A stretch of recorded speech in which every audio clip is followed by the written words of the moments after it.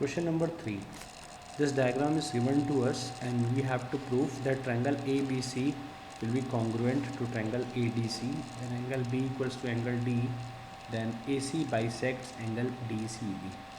So ये तीन conditions हमको prove करनी है. So first start करते हैं triangle ABC और ADC. So you have to write in triangle ABC and in triangle ADC. As you can see, again a quadrilateral we are having here ABCD and इस quadrilateral में फिर से ये एक diagonal है और triangle कौन सा बन रहा है ABC, clear, ADC. So from this hyphens it's very clear to you, from this hyphens it's very clear to you that which sides are equal. So you have to write AB equals to AD, the reason is given. Then again from this hyphens it is clear to you that which sides are equal. So you can write DC equals to BC, the reason is given. The same condition happened here as question number 2. In that question number 2 we had one common arm, and as you can see in this particular quadrilateral ABCD, AC is your diagonal while triangle ABC and triangle ADC, two triangles we are having. Okay, तो ये दो triangles में ABC में, तो triangle ABC में line AC side AC आती है और triangle ADC में भी side AC आती है. तो common क्या है? AC common है. AC जो है triangle ABC को भी बनाता है और triangle ADC को भी बनाता है. तो AC equals to AC we have to write, and the reason is common arm. Clear? Now you got side, so you can write triangle ABC is congruent to triangle ADC, reason is side. Clear? तो ये first तो proof हो गया. तो ये triangles जो हैं congruent proof हो गए. और कल मैंने बताया था कि अगर दो ट्रायंगल कॉन्ग्रुएंट होते हैं इसका मतलब उनका सेम शेप होता है, उनकी साइज़ सेम होती है, उनका सब कुछ इक्वल हो जाता है. ठीक है. तो यहाँ पे एंगल बी और एंगल डी जो है, एंगल बी यहाँ पे, एंगल डी यहाँ पे, एंगल बी ABC का एंगल है और एंगल डी ADC का है. तो एंगल बी और एंगल डी भी आपस में क्या होंगे? इक्वल. और रीज़न क्या होगा? रीज़न होगा CP. रीज़न क्या होगा? CP. कल बताया था मैंने. ओके, कल मैंने बताया था ना, corresponding parts of congruent triangles are equal. तो ये प्रूफ हो गया. अब ये प्रूफ करना है कि जो AC है वो बाइसेक्ट करता है DCB को. तो पहले तो ये जानना है कि DCB एंगल कौन सा है. तो ये DCB ये पूरा एंगल है. और ये जो AC है ये इसको बाइसेक्ट करता है. तो बाइसेक्ट अगर कोई एंगल होता है तो उसके दोनों एंगल्स इक्वल हो जाते हैं. जैसे ये आपका एक एंगल है 60 डिग्री का, ये अगर बाइसेक्ट होता है तो दोनों एंगल कितने हो जाते हैं? 30. तो यहाँ पे भी सेम सिनेरियो है. ठीक है. यहाँ पे क्या होगा? DCB जो है वो किससे मिलके बन रहा है? वो बन रहा है DCA ACB, दोनों से मिलके बन रहा है. ठीक है. तो ये जो एंगल है ये DCA और ये जो एंगल है ये ACB, DCA और ये ACB आपस में क्या होंगे? इक्वल होंगे. और जब ये एंगल दोनों आपस में इक्वल हैं इसका मतलब ये लाइन बाइसेक्ट कर रही है, क्योंकि ये रूल होता है कि जब वो बाइसेक्ट करता है तो दोनों एंगल आपस में क्या होते हैं? इक्वल होते हैं. तो इससे प्रूफ होता है कि AC bisects angle DCB. Clear? So this is your question number 3. Then question number 4 you can solve. Question number 4 में फर्स्ट सेकंड थर्ड कंडीशन तो सेम वैसे ही है. कॉन्ग्रुएंट प्रूफ करना है, फिर CPCD लगाना है, फिर ADB और ADC भी आपस में इक्वल हो जाएगा. ठीक है. उसके बाद फिर प्रूफ करना है कि जो ADB है वो 90 है. देखो ADB को कैसे प्रूफ करोगे कि वो 90 है? ये आपका उसमें ट्रायंगल बन रहा है. ठीक है.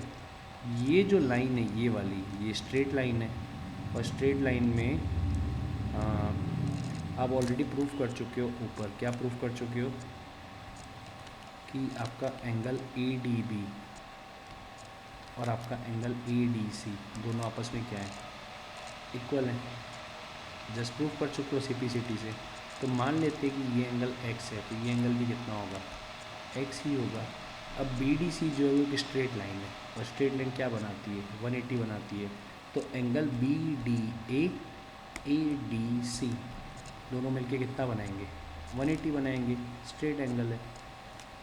ठीक है, BDA x है और ADC भी x है, equals to 180, x plus x 2x equals to 180। यहाँ से 2 इंटू है, वहाँ जाके डिवाइड, तो 180/2, from there we are getting 90। x कितना है, 90। तो ये प्रूफ हो गया कि एंगल ADB कितना है, 90 है। ठीक है, फर्स्ट सेकंड थर्ड सेम बनेंगे क्वेश्चन नंबर 3 के जैसे। क्वेश्चन नंबर 5, ये फेमस क्वेश्चन है, ऑलमोस्ट हर एक पब्लिकेशन में ये क्वेश्चन आता है। So it is given A B C D E, then this hyphens we are having here. Okay, now we have to prove that triangle ACB is congruent to triangle ECD and AB equals to ED. This we have to prove. Okay, then how we can prove? So first we have to write given. Okay, so what we can write here, first we have to write in triangle ACB and in triangle ECD. ठीक है, ACB ECD, तो ये side इस side के equal है, ये side इस side के इक्वल है, तो ये साइड इक्वल है, ये साइड इक्वल है, तो इन दोनों के बीच का ये जो एंगल है ये भी तो इक्वल होगा। जैसे आपको पता है कि जब दो लाइन इंटरसेक्ट करती हैं तो ये एंगल्स क्या होते हैं, वर्टिकल अपोजिट एंगल, दोनों क्या होते हैं, इक्वल होते हैं। ये भी कौन से एंगल होंगे, वर्टिकल अपोजिट एंगल, दोनों क्या होंगे, इक्वल होंगे। Okay, so you have to write AC equals to CE, then angle ACB equals to angle ECD. The reason is vertically opposite angle. Then BC equals to CE. So you have to write, this is given, this is given. So your triangle ACB is congruent to triangle ECD by side angle side. अब आप ये proof कर चुके हैं कि ये दोनों triangles जो हैं वो कॉन्ग्रुएंट हैं। कौन से ACB और ECD, ये दो ट्रायंगल दिख रहे हैं ना यहाँ से, एक इधर एक इधर, तो ये आप प्रूफ कर चुके हैं कि दोनों आपस में क्या हैं, कॉन्ग्रुएंट हैं। तो कॉन्ग्रुएंट होने से क्या होता है, कॉन्ग्रुएंट होने से ये होता है कि उनकी सब साइड्स क्या होती हैं, इक्वल हो जाती हैं। तो AB ये वाली और ED ये वाली, ये भी आपस में क्या होंगी, इक्वल होंगी। So you have to write AB equals to ED. The reason is CPCT. Okay, so you can solve this question. Then question number 6 is homework for you. The same questions already explained you in question number 2. Then question number 7 is also, question number 7 जो है बहुत easy है। ठीक है, कैसे solve करना है short में मैं बता देता हूँ। जैसे ये question number 7 दिया हुआ है,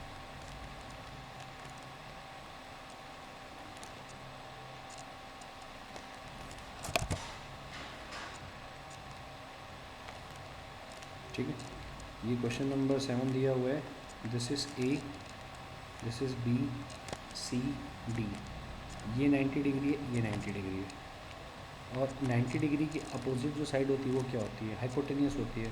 तो यहाँ पे ये और ये दोनों इक्वल है, ऐसा गिवन है। तो सीधी सी बात है, ये तो RHS से कॉन्ग्रुएंट हो जाएगा। तो आपको लिखना क्या है कि in triangle ABD and in triangle ABC, आपको लिखना है कि angle ABD equals to angle ABC. The reason is each angle is 90 degree. तो ये इक्वल हो गया। उसके बाद आपको ये लिखना है कि AD और AC आपस में क्या है, इक्वल है। तो आपको पता है कि राइट एंगल ट्रायंगल में अगर एक 90 डिग्री मिले और हाइपोटेन्यूस इक्वल मिले तो वो दोनों आपस में क्या होते हैं, कॉन्ग्रुएंट होते हैं। किससे कॉन्ग्रुएंट होते हैं, RHS से। तो अगर दोनों कॉन्ग्रुएंट है इसका मतलब सब कुछ इक्वल है उनके बीच, तो BD और BC आपस में क्या हो जाएगा, इक्वल, और रीजन क्या आ जाएगा, CP/CT, खत्म, finish question. Okay, that is very easy, only you should know basics. Then question number 8.